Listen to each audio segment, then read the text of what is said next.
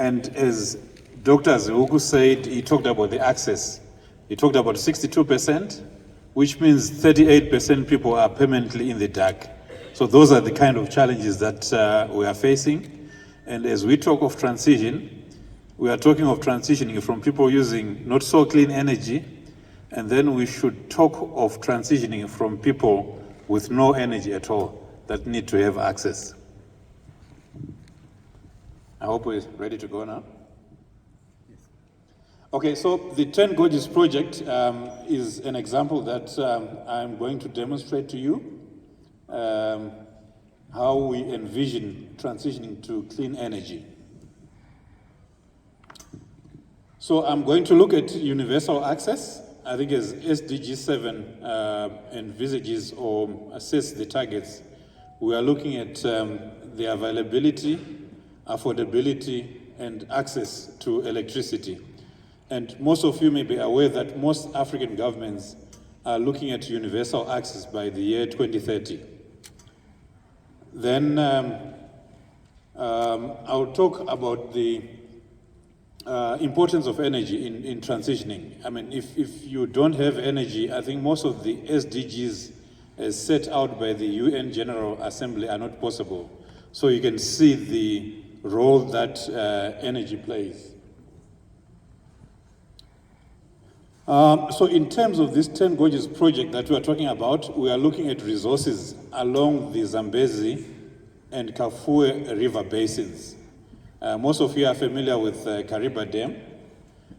So we are talking of the present sites and the potential sites at which we can develop clean hydropower generation. And for that to happen, we need favorable policy within the riparian states, those countries that the rivers traverse, and we need regional collaboration. As you may be aware, transmission and power systems are connected, so one needs to look at the regional approach.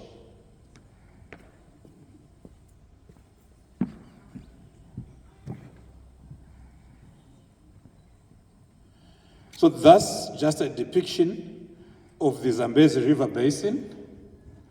And as you may be aware, we've got the Kariba complex, which is made up of Kariba South, that belongs to Zimbabwe, and Kariba North. Then we've got the Kafue Gorge Upper, Kafue Gorge Lower, which was recently commissioned. And then that's Kafue Gorge Lower, and we've got within Mozambique, Cabora Bassa, doing 2,075 megawatts currently. And the ones that are appearing are the new hydropower stations. We've got Mpandankua, good for 1,500 megawatts. So that station has just been awarded to a consortium. And as Zimbabwe, we've got interest in that because we are targeting offtake of 1,000 megawatts from that generation of 1,500 megawatts. We've got our own Batoka Gorge planned for 2,400 megawatts. So there are plans happening right now to accelerate that project so that we end the energy deficit. The Devil's Gorge, it's again on the Zambezi River between us and Zambia. Currently studies are happening to make sure that the project is determined to be bankable. We have Mupata, that's downstream, Boroma, Lupata. So these compendium of projects is what we are calling the 10 Gorges. It's just a name, but it could expand to include even the hydro resources in the DRC. So what we have done currently, I think this was the vision that Dr. Gata seeded, and we have had discussions with our regional counterparts, and there's a strong buy-in of developing these projects in a coordinated manner so that they are operated collaboratively.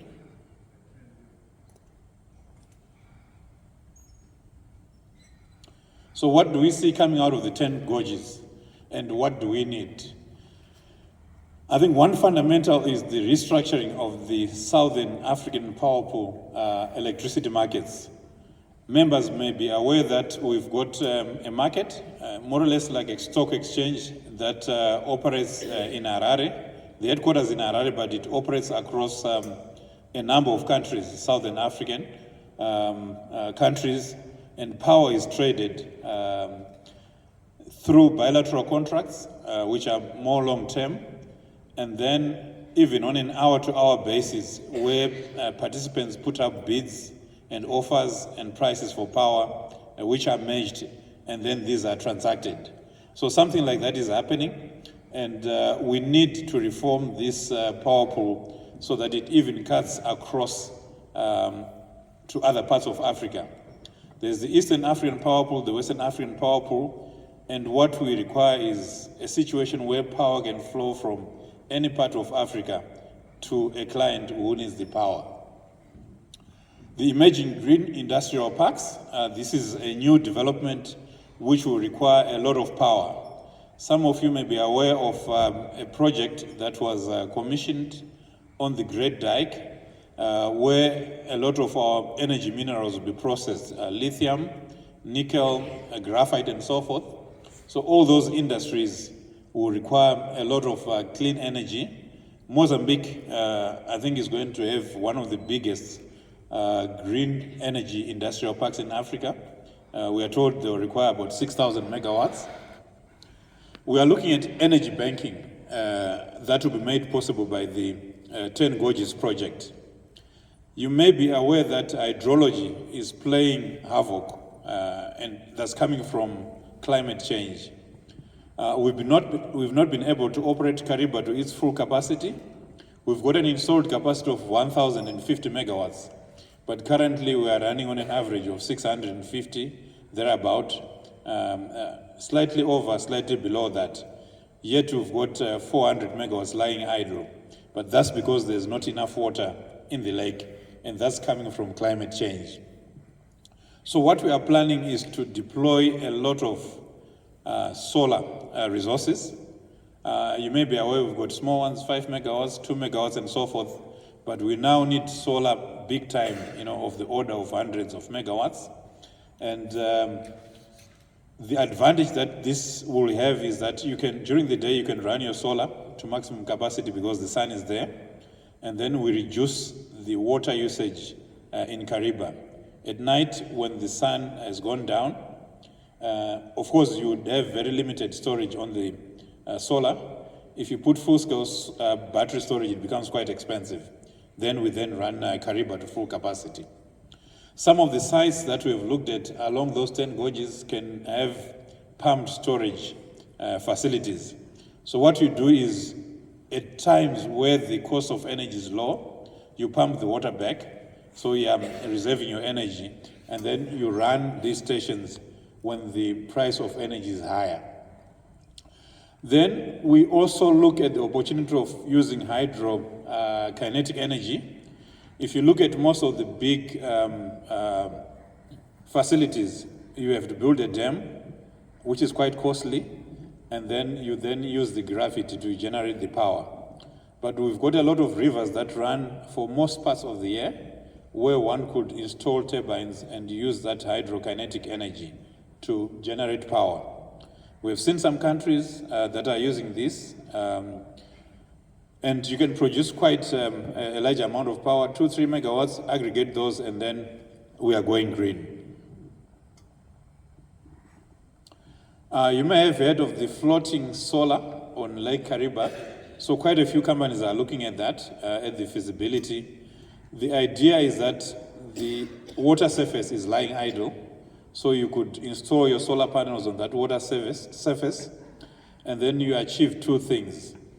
The water panels reduce the evaporation, which currently stands at about 10%. So we lose 10% of the water from Kariba through evaporation. And then what you can also do is to use the already installed transmission lines.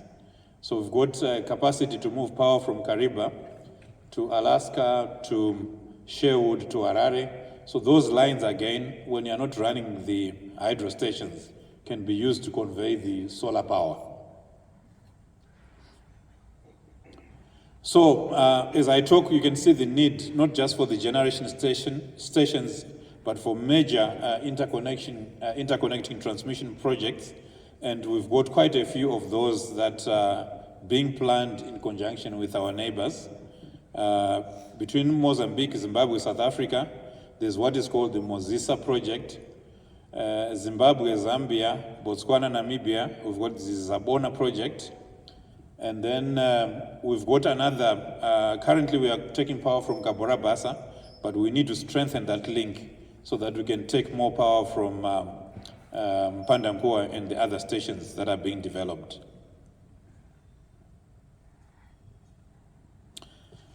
Okay, that's just a depiction of the Southern African Power Pool. So we've got 12 member countries, and we also have now members who are not countries but operating members, like Yomotraco. This is a large aluminum smelting plant in Mozambique. And recently, we've got companies like Greenco. This is an energy trader based in Zambia who have been admitted as a member. So the community of operators and traders within the Southern African Power Pool is developing. So what we need there is to strengthen the transmission lines network, as I am showing there. So we need to strengthen all those regional interconnectors for this energy to move across countries and help with the transition to green.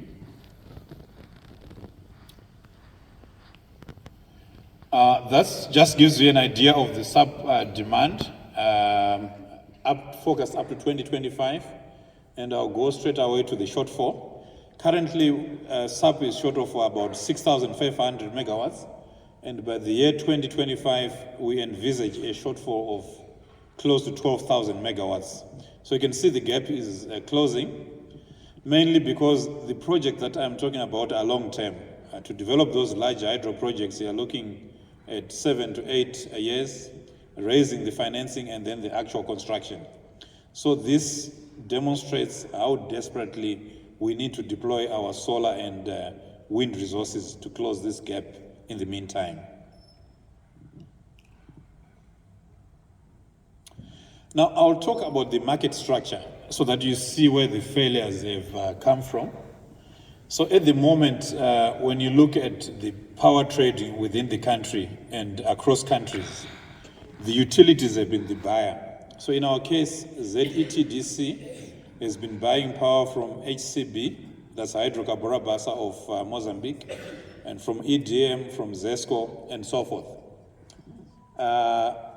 And that power is regulated when it comes to selling it, to the extent that ZETDC has been making a loss. So with that situation, when you look at investors coming in now, they are looking at selling to an off-taker who is not competent, who's making a loss. So it then becomes very difficult to reach financial close, to actually raise money for these projects. So that is the current market structure.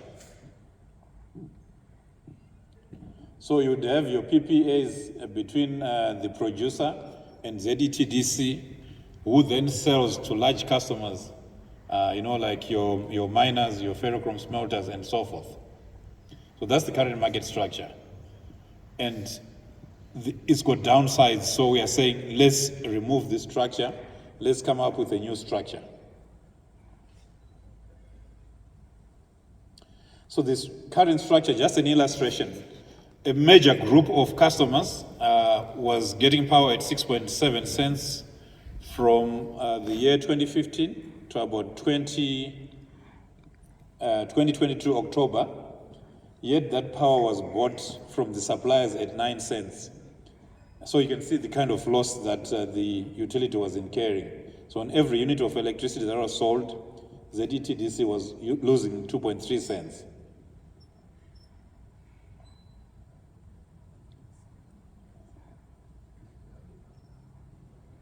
So we are now looking at a structure that will mitigate this commercial risk that ZETDC was taking and which it shouldn't have been taking.